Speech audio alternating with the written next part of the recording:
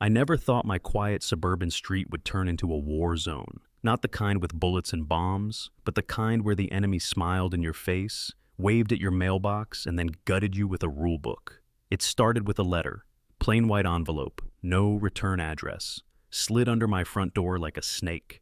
Inside was a notice from the PTA, 3 sentences long but heavy as a death sentence. Violation, unauthorized Wi-Fi activity.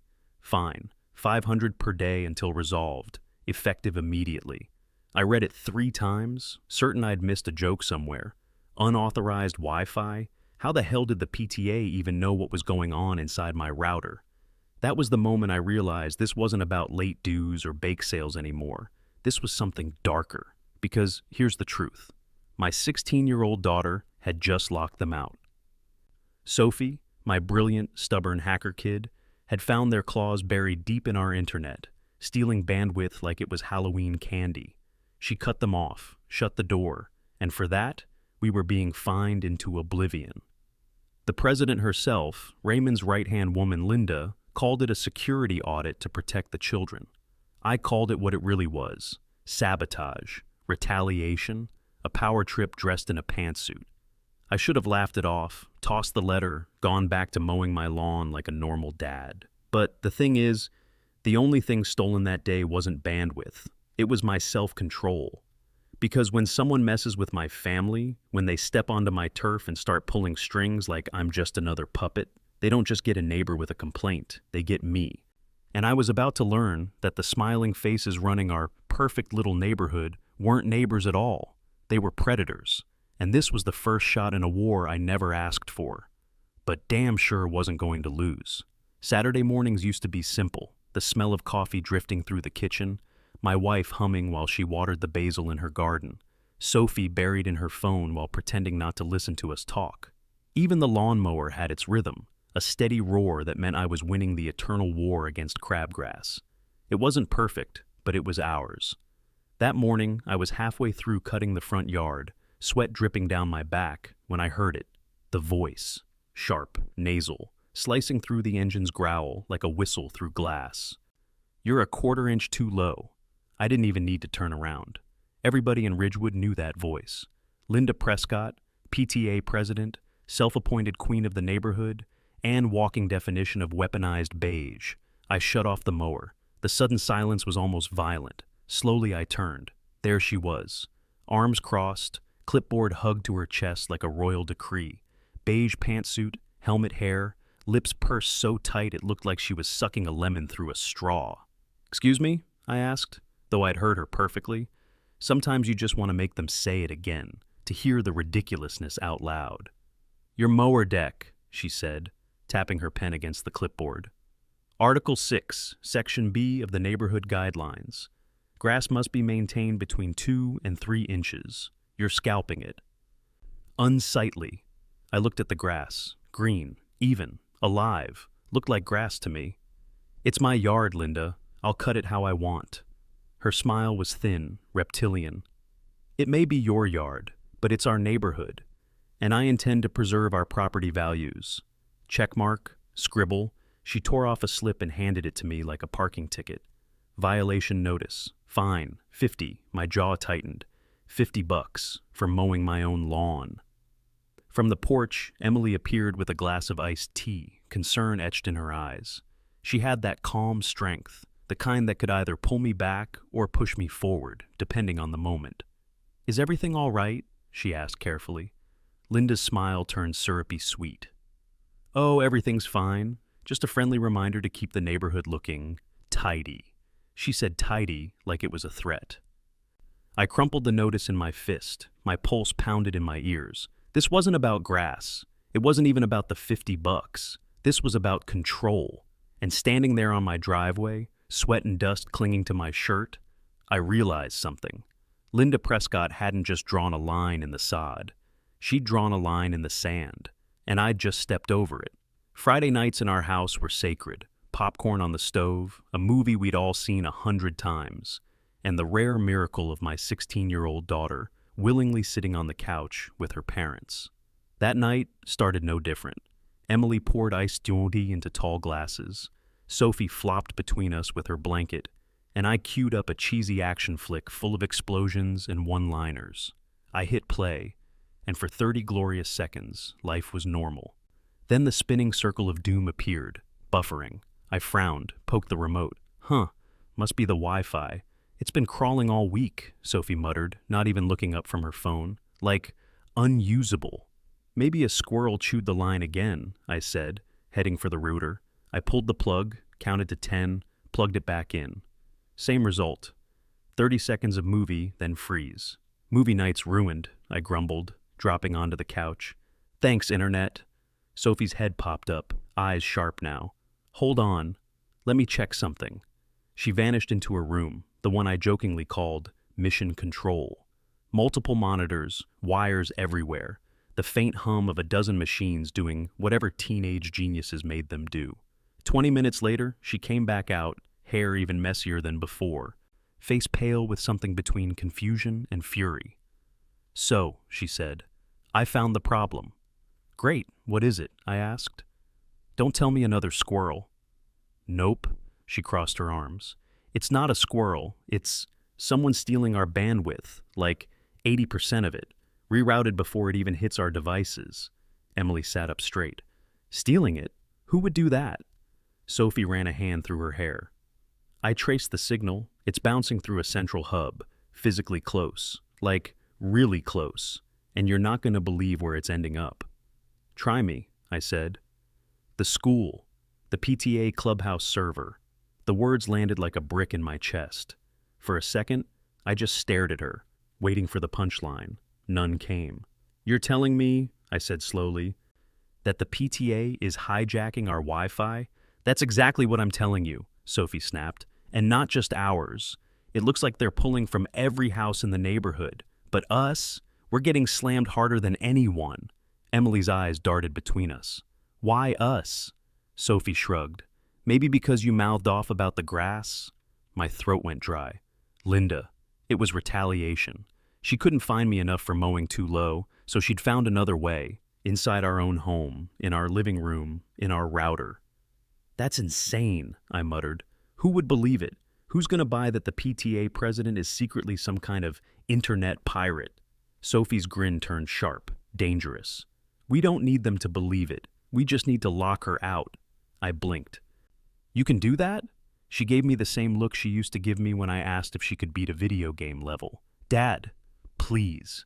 Something in her expression, the glint in her eyes, the stubborn set of her jaw, ignited the hot-headed part of me I'd been trying to keep buried. Linda had invaded my house. She'd messed with my family. Do it, I said. Emily's head whipped toward me. Mark! But Sophie was already halfway down the hall, the clack-clack of her keyboard filling the air like a firing squad.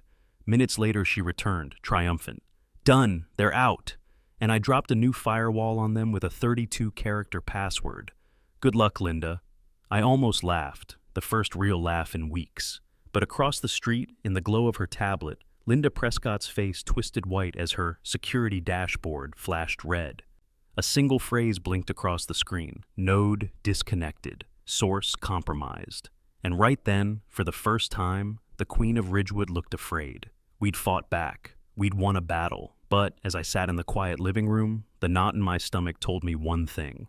Linda Prescott wasn't going to walk away. She was going to come back. And when she did, she'd come harder. The victory lasted 17 hours. By the next morning, I woke to sunlight, coffee, and a neon orange sticker plastered across my car window. Final towing warning. Big block letters screamed at me like an eviction notice. The fine print cited Article 6, no vehicle shall remain parked on the street for more than 12 consecutive hours. Except my car hadn't been on the street. It was in my own driveway. I peeled it off, slapped it on the kitchen counter, and growled, She's not even trying to hide it anymore. Emily sipped her coffee, grim. This is retaliation for the internet. She knows. Of course she knows, I snapped. Her evil master plan to stream 10 movies at once must have crashed, and now she's out for blood. The rest of the week was open season. Monday, a fine for improperly stored recycling bins. Translation, we rolled them out the night before trash day instead of waiting until dawn. Tuesday, a citation for a single weed poking through the sidewalk crack. Wednesday, another orange sticker, this one claiming our mailbox wasn't polished to community standards. By Thursday, the stack of notices on our counter looked like a ransom note, and then came Friday. That morning, I opened the front door to find an envelope slipped under the mat. Not the usual slapdash ticket.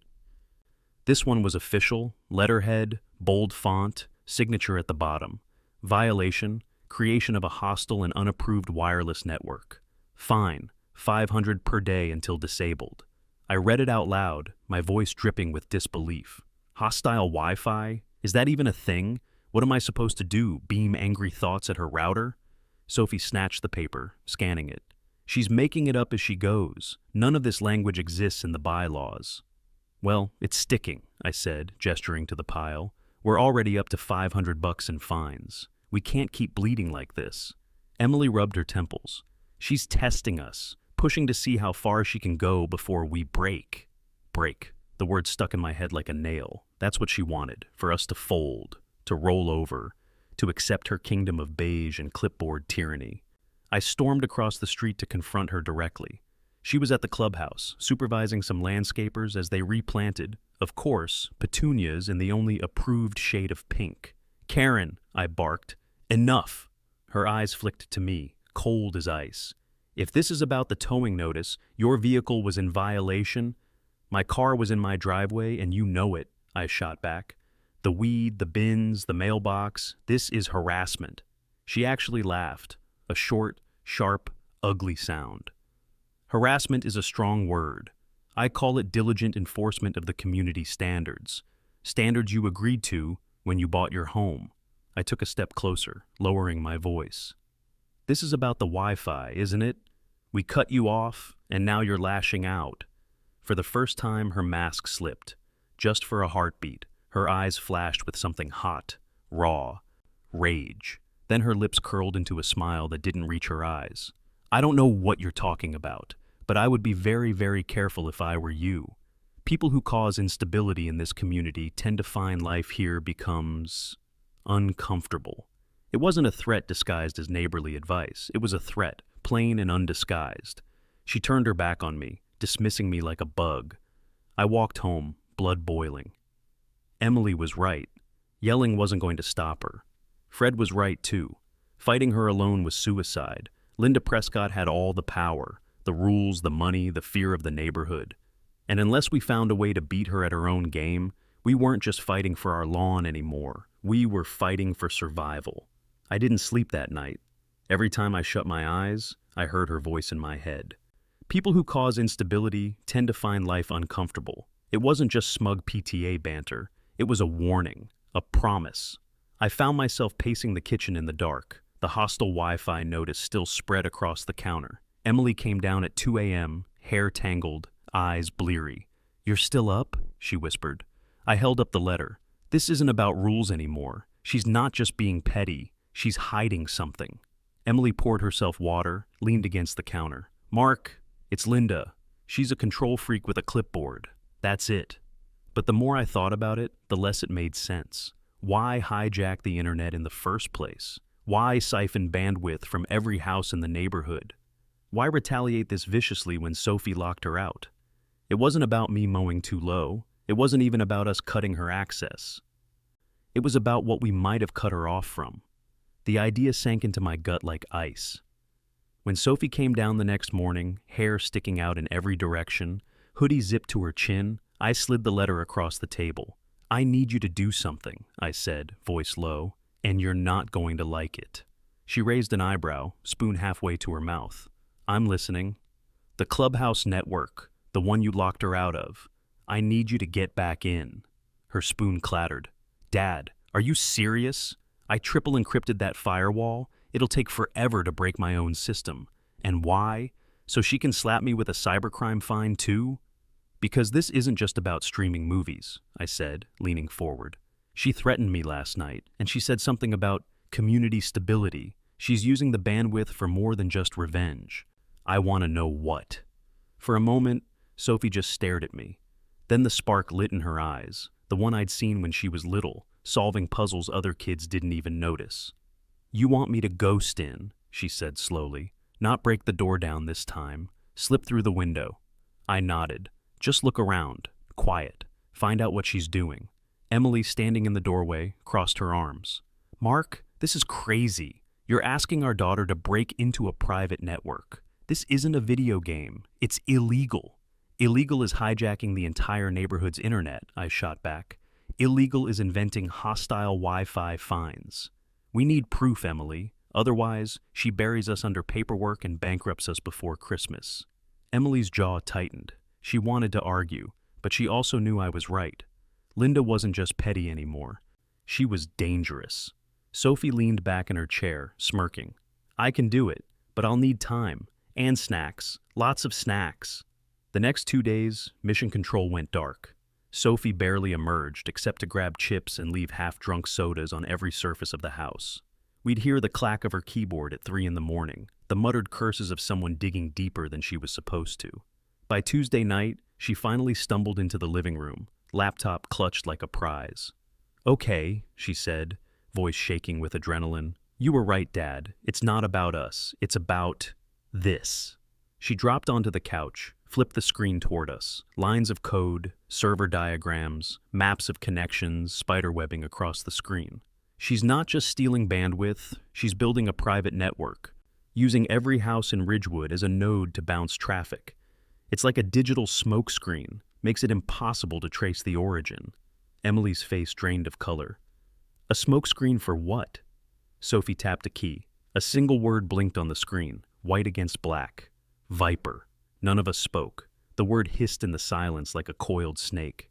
"I don't know what it is yet," Sophie whispered. "But whatever it is, it's big. And Mom, it's bad." The word Viper glared from Sophie's laptop like a venomous snake ready to strike. For a long moment, the three of us just stared. Emily's hand covered her mouth. Sophie's leg bounced with restless energy. My pulse thudded in my ears. Finally, Emily broke the silence. "We're going to the police." Her voice was firm, sharp, the way it got when she was done entertaining nonsense. "This is organized crime, Mark. Whatever she's doing, whatever this Viper thing is, it's bigger than us. We hand this over to the authorities and let them deal with it." Sophie shut the laptop with a snap. "Bad idea." Emily rounded on her. "Excuse me?" Sophie leaned forward, eyes blazing. "The second we show this to anyone local, Karen twists it. She says I hacked her private files, that I planted the data. And guess what? She's the PTA president. Everyone thinks she's a saint. Me? I'm a teenager with a laptop. Who do you think they're going to believe?" The words hung heavy in the room. I hated to admit it, but Sophie was right. I could already picture it. Karen standing in front of the school board, crocodile tears glistening, telling everyone how the Carter family had waged a personal vendetta against her. She'd walk away clean, and Sophie would be the one in handcuffs. Emily's voice softened, but it was laced with fear. "Mark, we can't ask her to keep going deeper. She's 16. "I know," I said quietly, "but we're already in it. Karen knows we cut her off. She's hammering us with fines. If Sophie hadn't looked under the hood, we'd never even know why." Sophie smirked, trying to cut the tension. "I told you my coding obsession would come in handy someday."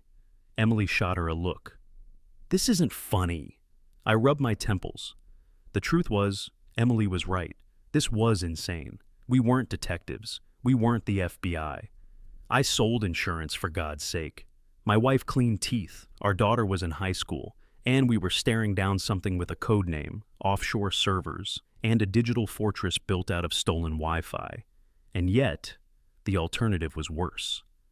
Doing nothing meant Karen kept her throne, siphoning bandwidth and money while we sat helpless in our own home. I looked at Sophie. She wasn't afraid, not anymore. She looked alive, energized, like she'd finally found a puzzle worth her brain power. "You think you can get more?" I asked. She nodded without hesitation. "But I can't do it all from here. The servers are in the clubhouse. If I could plant a device on the rack, something to record keystrokes, capture unencrypted data, it'd give us everything." Emily's gasp was immediate. "Absolutely not. You're not sneaking into the clubhouse like some burglar." Sophie's grin was sharp.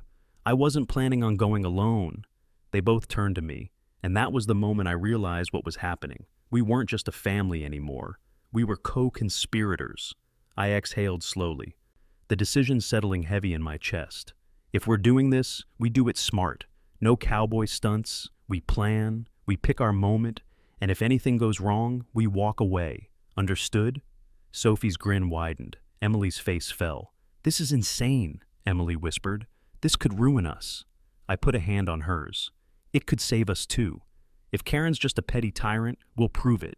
But if she's running something bigger, I let the unfinished thought hang. We all knew the answer. We couldn't trust anyone. Not the police, not the board, not the neighbors who'd already bent under Karen's heel. It was us. Just us. And for the first time in weeks, I felt something I hadn't dared to feel since the first notice slid under my door. Hope. Twisted, dangerous, reckless hope. The plan was insane. On paper, it looked like a one-way ticket to a jail cell, but it was the only plan we had. Sophie had built a custom device, something between a USB stick and a parasite. She called it a logger sniffer. It would attach to the PTA's server rack, silently record everything. Keystrokes, logins, traffic, even file transfers. Real proof, real evidence. But to get it in place, someone had to cross enemy lines. That someone, of course, was me. We spent 2 nights preparing. Sophie drew the map of the clubhouse from memory, complete with the location of the server room. Emily drilled me with what-ifs until my head spun. What if Karen came back early? What if the alarm tripped? What if the cameras caught me? My answers weren't reassuring. On Thursday, Sophie called us into her room, where the logger sniffer lay in the center of her desk like a crown jewel. "It's ready," she said. Her voice was too calm. Emily crossed her arms. "I hate this." "I know," Sophie said, "but if Dad plants this, we'll have hard proof. Not just screenshots, not just my word. Evidence. Enough to bring the whole thing down." She looked at me, eyes wide. "You'll only have to be in there 5 minutes. Less if the lock isn't stubborn." 5 minutes. It sounded short, harmless. It wasn't. The night of the job was cold and still, the kind of night where every sound carried too far. I dressed in black, something I'd only ever seen in movies. Sophie tucked the device into my pocket, her hands trembling just slightly. "Stick to the plan," she whispered. Emily kissed me at the door, her lips cold. "Mark, if anything happens..." "Nothing's going to happen," I lied. We moved like shadows across manicured lawns, Sophie and I crouching low. Emily's voice crackled in my ear through a walkie. "All clear. Karen's SUV is gone. She's still at the district meeting." The clubhouse loomed ahead, beige and smug as ever. The keypad by the door blinked red. Sophie leaned close, typing in the code she'd guessed. 0524. The date of the PTA's Beautification Committee anniversary, proudly printed in last month's newsletter. Karen's narcissism was her weakness. The keypad blinked green. The lock clicked open. We slipped inside. The air was stale, humming with the low whine of machines. Red dots blinked from motion sensors. "Stay low, stay slow," I whispered. We crawled like statues beneath the sensors' cones, moving inches at a time. My knees screamed. My heart hammered so loud I swore it would trip the alarm. Finally, we reached the office door, locked. I pulled out the lockpick set I'd ordered off Amazon 2 days prior. Amateur hour. My hands shook as I slid the pick in, listening for the clicks Sophie had drilled into my head. Click, click, snap. The first pick broke. Sophie's eyes widened. I swallowed hard, grabbed the backup, and tried again. One more tense minute. Then, click. The door swung open. We slipped inside. The room was small, dominated by a humming server rack glowing with sickly green light. Wires snaked across the floor like veins. "Go!" I hissed. Sophie darted forward, hands flying with practiced precision. She opened a panel, clipped the device to the rack, and connected 2 wires. The little LED on her gadget blinked once, then settled to steady green. "It's in," she whispered. That should have been it. Smooth exit. Mission accomplished. But Emily's voice exploded through the walkie, high and panicked.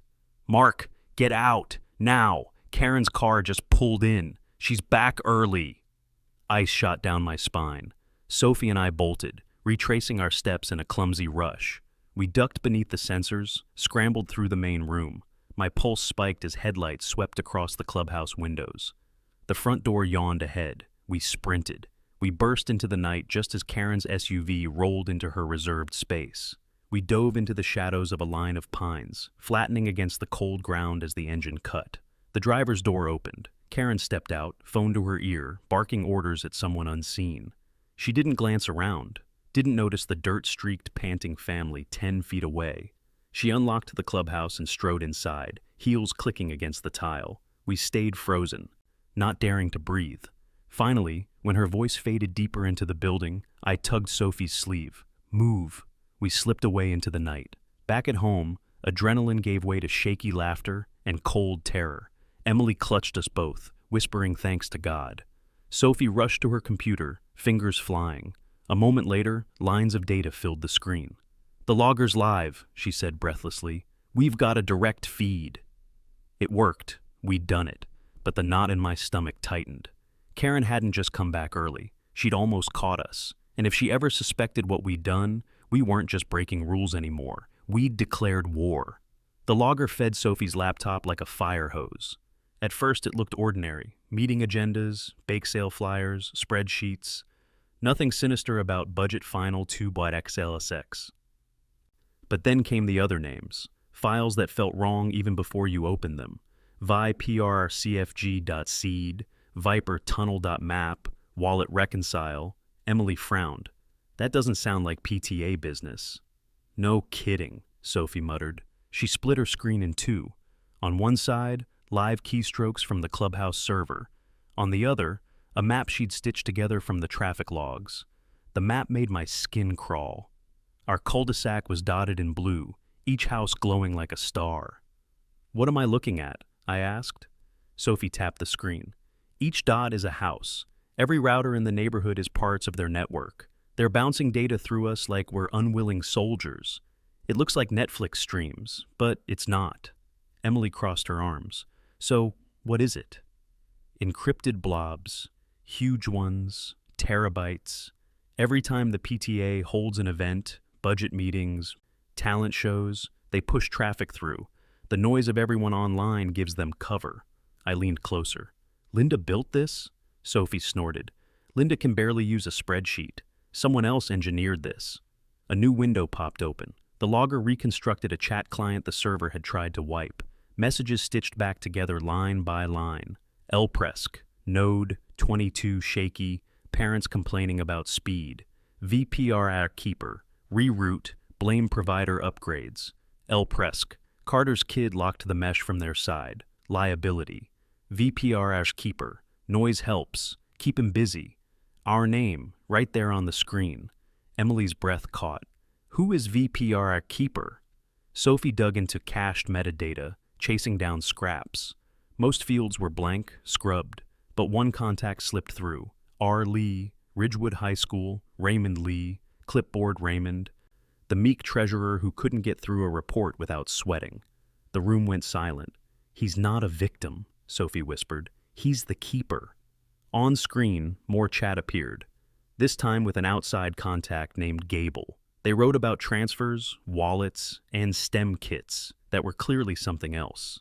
At the bottom of a vendor approval form, Sophie froze the screen. Signature, Raymond Lee. Emily's face was pale. All this time, and it was him. I thought back to every meeting where Linda barked orders and Raymond nodded along. We'd all pitied him. We'd all assumed he was her pawn. We were wrong. "He's the one running it," I said quietly. "Linda's just middle management." Sophie didn't look up from her screen.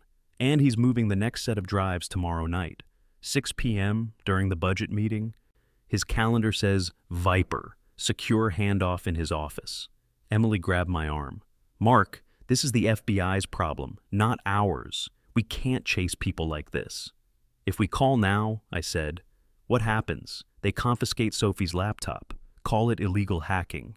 Raymond plays the victim, and Karen walks away smiling." Emily shook her head, tears brimming. "This could destroy us." Sophie's fingers hovered over her keyboard. She wasn't smiling anymore. She was scared, but she was determined. "Dad's right. If we want to stop this, we need something undeniable, something physical. The drives." The thought settled over us like a storm cloud. I looked at my daughter, 16, brilliant, stubborn.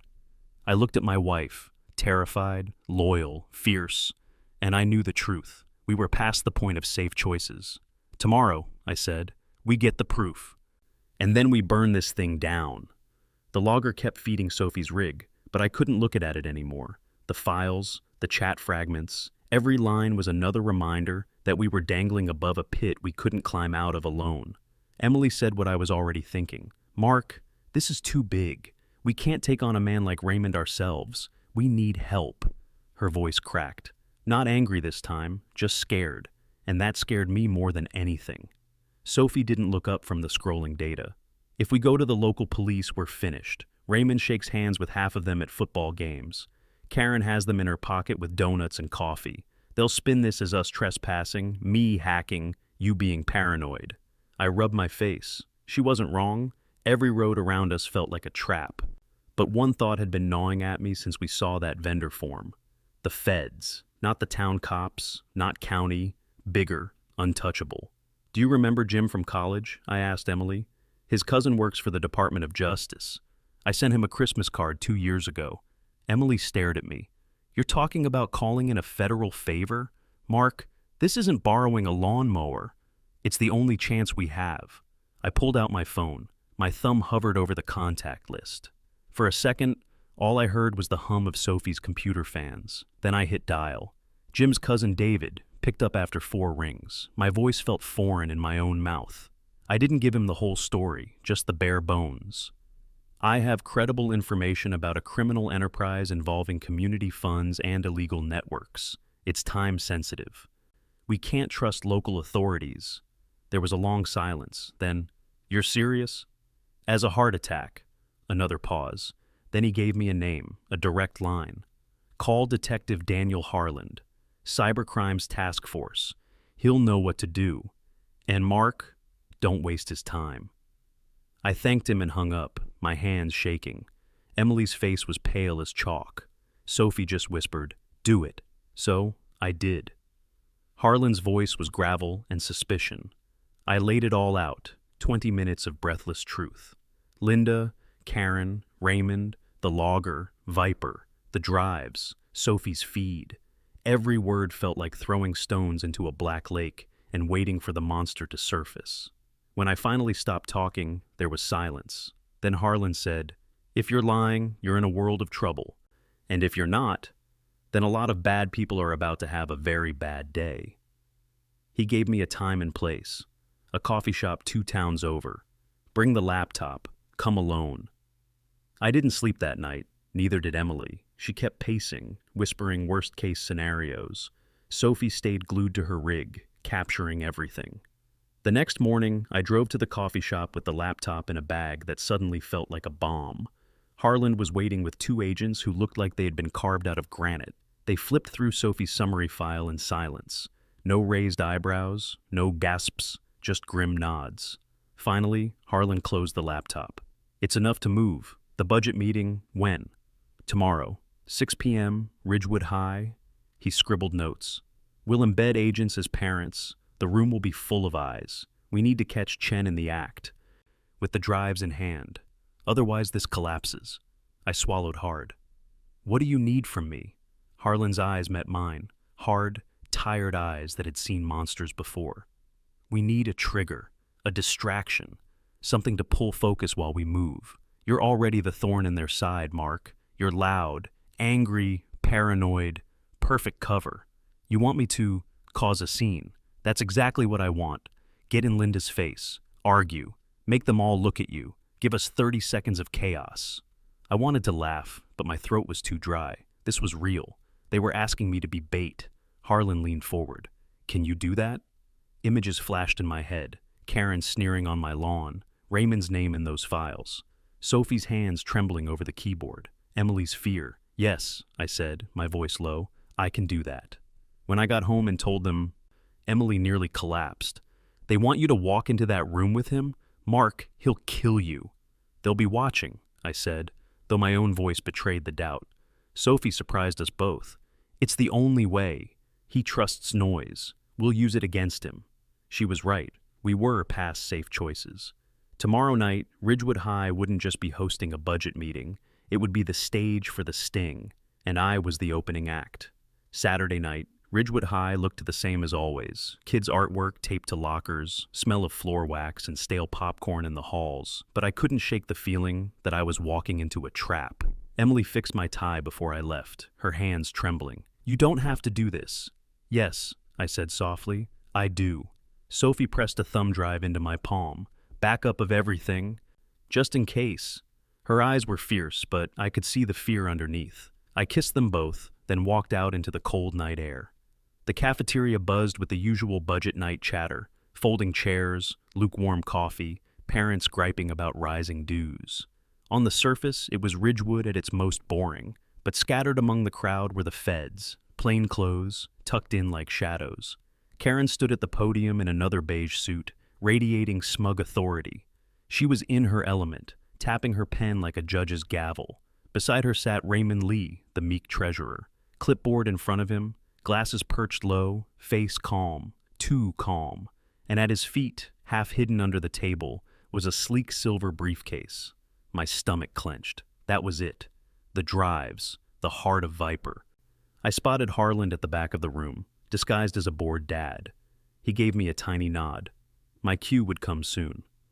The meeting droned on, landscaping contracts, a rule about mailbox flags, parents whispering, checking their phones. Then Karen gestured toward Raymond. "And now, our treasurer will present the financial report." He cleared his throat, shuffling papers like always. His voice was steady, maybe too steady. "Our dues have been used wisely, covering routine maintenance, security upgrades, enrichment programs." A woman in a sharp suit stepped forward, smiling. "And, on behalf of the bank, we thank the Ridgewood PTA for your partnership." She handed Raymond the briefcase. He accepted it with a small nod, placing it by his chair. There it was, the handoff. I stood, my heart pounding. "Excuse me," I said, my voice cutting through the room. "I have a question." Dozens of heads turned. Karen's smile soured.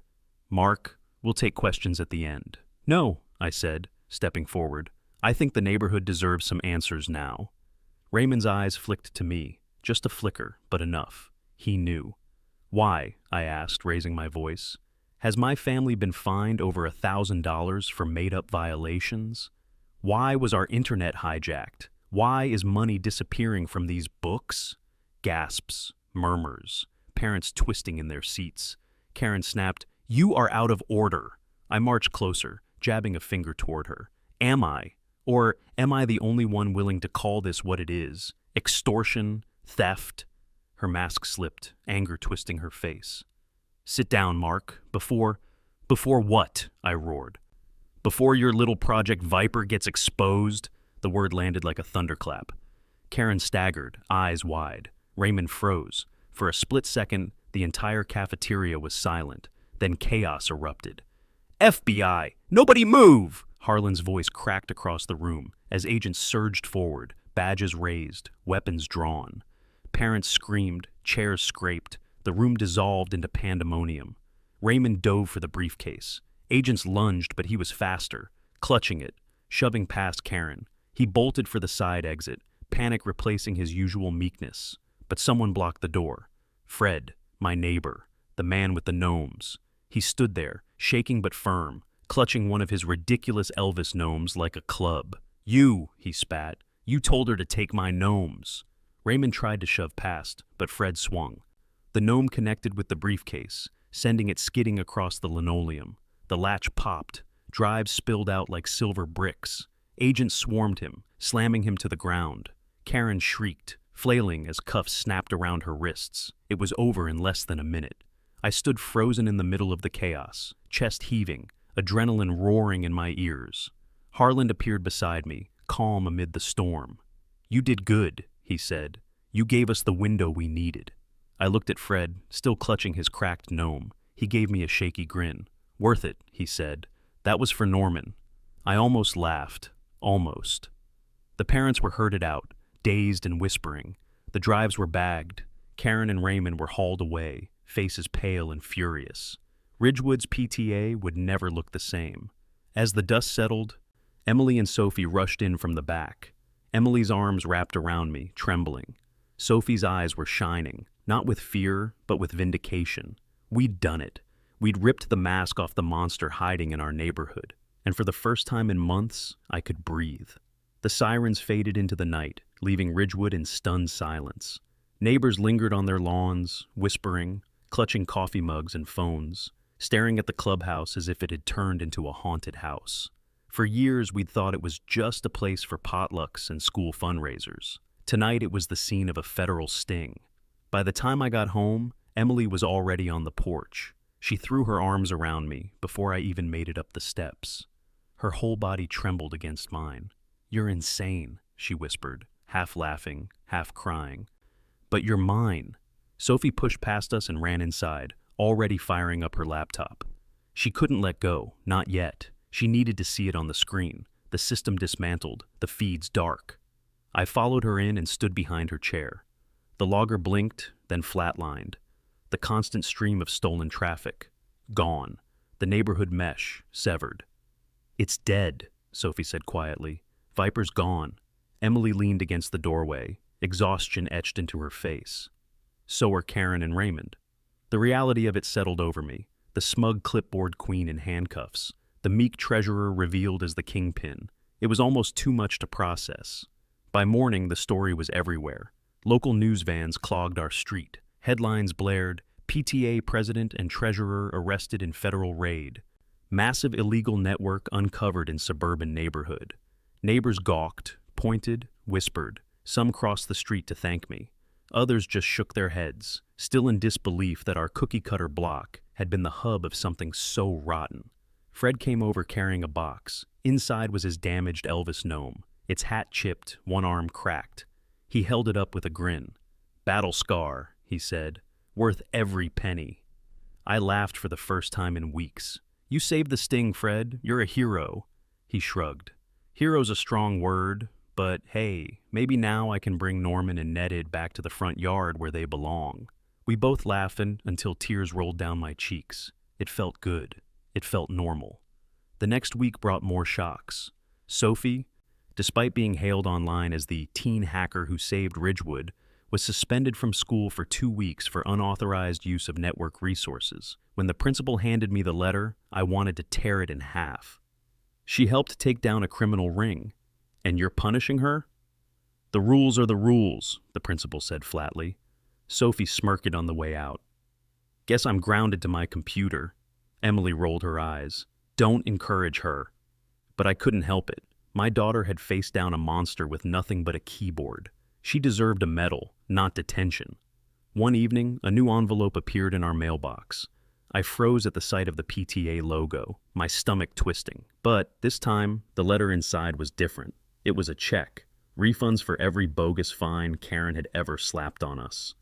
Tucked beside it was a handwritten note from the interim board. "Thank you, we won."